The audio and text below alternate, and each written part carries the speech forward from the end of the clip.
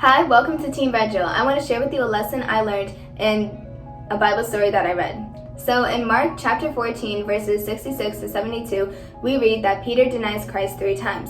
And so in the last verse, it says that Peter broke down and wept. So he most likely felt ashamed of himself and unworthy to call himself a disciple of Christ. So in John 21:3, Peter reverts back to old ways and he goes back to what he was doing before he became a follower of Christ. Fast forward to verses 15 to 17, Jesus asked Simon, mind you, Simon is Peter's name before he became a follower of Christ. He asked Simon 3 times, do you love me? Simon responds, yes, I do love you. And then Jesus responds, then feed my sheep. Jesus did this to restore Peter. He did this to remind him that his sin didn't outdo God's love and that he still had a purpose for the kingdom of heaven.